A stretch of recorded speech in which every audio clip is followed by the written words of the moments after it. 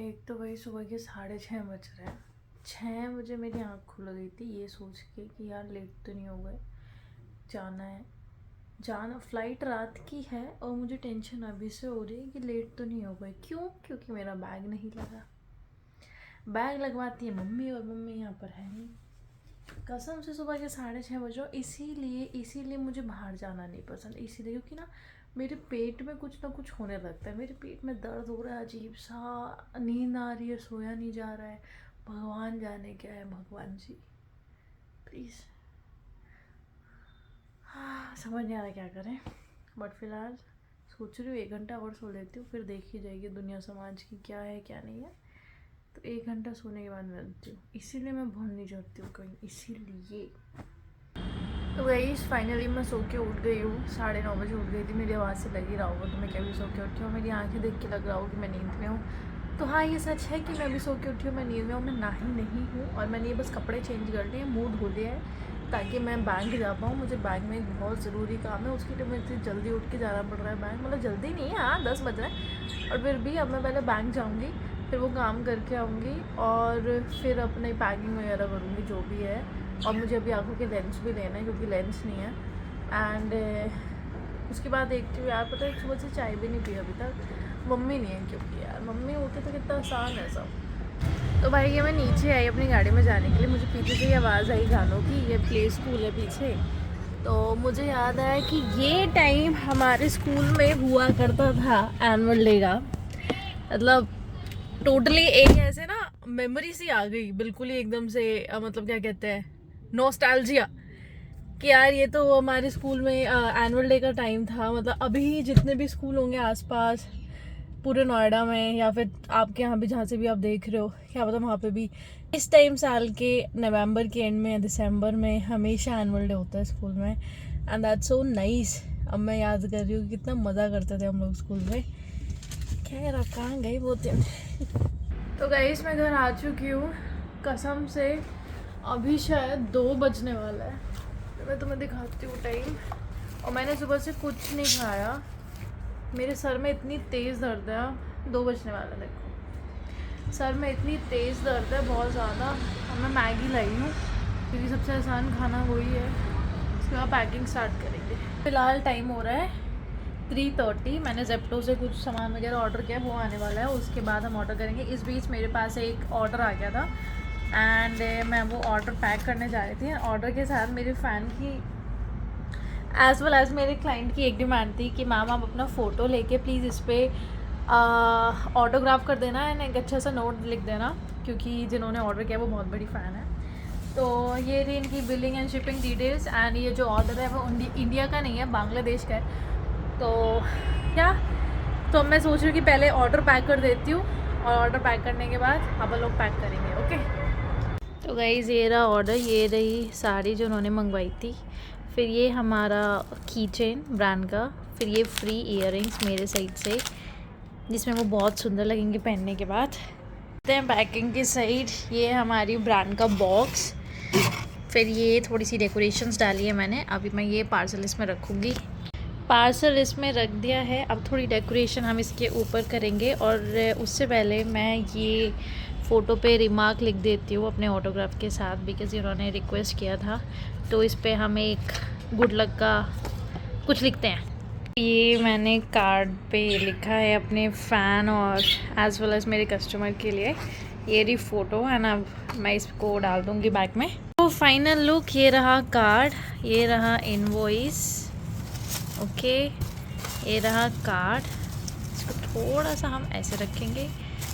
Decorations आ चुकी हैं इसके अंदर, अब मैं इसको बंद कर दूँगी। तो here is the final look. ये पूरा पैक हो गया है डब्बा।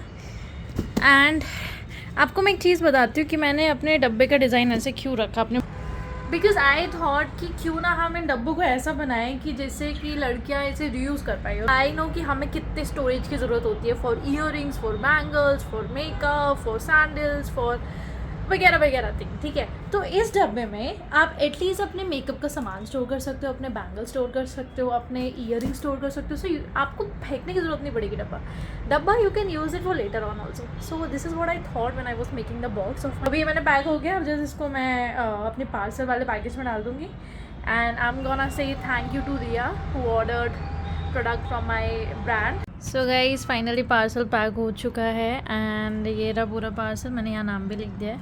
इसकी थोड़ी ज़्यादा टेप लगा के मैंने पैकिंग किया क्योंकि पार्सल बहुत दूर जाना है, तो ताकि अंदर का माल ख़राब ना हो, इसीलिए. बाकी इन द मेन टाइम हमारा जेप्टो से सामान भी आ गया, जो मैंने कपड़े वगैरह ऑर्डर किए थे, क्योंकि इतनी आलसी लड़की हूँ, शॉपिंग के लिए नहीं गई हूँ, जेप्टो से शॉपिंग की. देखती हूँ सही आया कि नहीं आया. Okay, so few things to note about me is that whenever I go somewhere I will always shop. always मेरे पास एक भी आउटफिट ऐसा नहीं होगा जो मैं पुराना लेके जाऊंगी और कहूँगी कि यार ये वाला आउटफिट से ये वाला होंगी. नहीं, मैं कहूँगी मेरे पास आउटफिट ही नहीं है भाई, क्या पहनूंगी मैं वहाँ पे, और उस चक्कर में मैं फिर नई शॉपिंग करूँगी. ठीक है, तो मैंने जो चीज़ें जेप्टो से मंगाई थी, please don't look at my face, I know देख कि मैं बुरी लग रही हूँ अभी फिलहाल, क्योंकि मैं नहाई धोई नहीं हूँ अभी तक. तो मैंने ये सब जेप्टो से मंगाया. देखो, ये है मेरा नया सूट, एक और suit, T shirt and pant, और ये सब मेरे बैग में जाएगा. इसके साथ मेरे साथ और भी कपड़े हैं जो बैग में जाएंगे, वो मैं आपको दिखाती हूँ. बट ऑलवेज रिमेंबर दैट अगर मैं कहीं बाहर जा रही हूँ, I will always do shopping. उसके बिना मुझे लगता है कि भाई मेरे पास कुछ कपड़ा ही नहीं है, क्या पहनूंगी. ये सुबह से मैं अपना 10,000 का खर्चा कर चुकी हूँ. मैंने आंखों के लेंस खरीदे हैं, मैंने कपड़े खरीदे हैं, मैंने जाने के लिए सामान खरीदा है, मैंने न्यू मॉइस्चराइज़र खरीदे हैं, न्यू फेस वॉश खरीदा है. न्यू वो तो शुक्र मैंने ट्रॉली बैग नहीं आने लिया भाई. व्हाट, ठीक है. अब इन सब कपड़ों पे हम आयन करेंगे.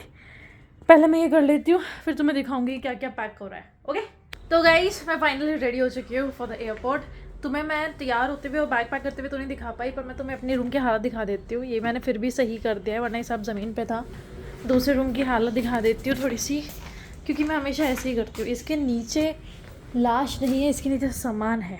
ठीक है, पूरे घर की हालत मैंने ऐसी कर दी है कि जब इंसान जा रहा हो तो बिल्कुल ऐसा हो जाए. This is the look.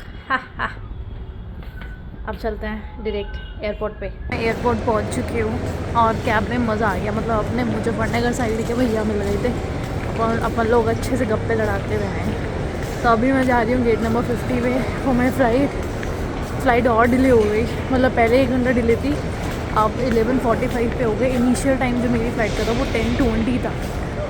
और डिले हुई जा रही, भगवान जाने क्या चल रहा है. तो अब जल्दी से चलते हैं, फ़्लाइट की साइड में बैठते हैं. मेरे भगवान दिमाग ख़राब हो गया भाई. हद होती है, चीज़ों की भी हद होती है. स्पाइस जेट वालों ने 2 घंटे फ़्लाइट चेंज करी है और हमें नोटिस आया था कि सिर्फ क्या कहते हैं अपना 1 घंटे डिले है. 1 घंटे भी नहीं, मतलब अप्रॉक्स 40 मिनट्स डिले है. और अब जाके 2 घंटे हो गए डिले में. यहाँ पे सब लोग भड़के हुए थे इनके ऊपर. और मुझे समझ नहीं आ रहा ये लोग कर क्या रहे हैं.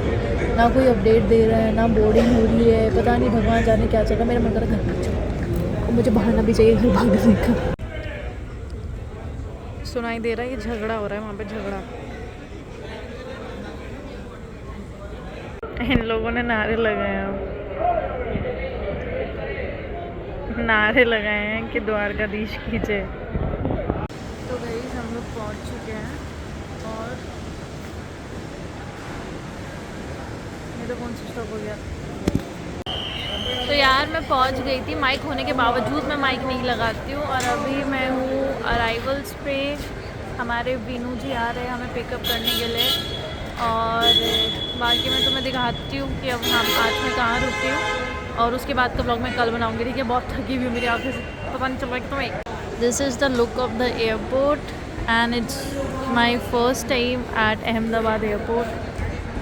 मेरा भी पहली बार है यहाँ पे अहमदाबाद एयरपोर्ट पे. मतलब मैं गुजरात आई हूँ पहले किसी काम से, but not by flight, I came by road. आशा करती हूँ तुम्हें आवाज़ आ रही हो सबको. तो यार मैं पहुँच चुकी हूँ अपने होटल में. और एक्चुअली मैं 1 घंटे पहले पहुँच गई थी, पर फिर मैंने खाना वाना खाया और फिर मैं अपने दोस्तों से बात करने लग गई, तो उसमें सारा टाइम चला गया. और ये है मेरा room.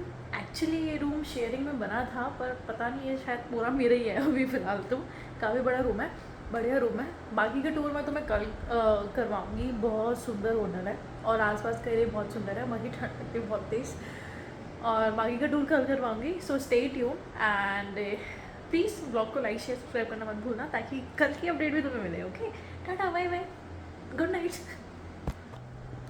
Okay guys, good night.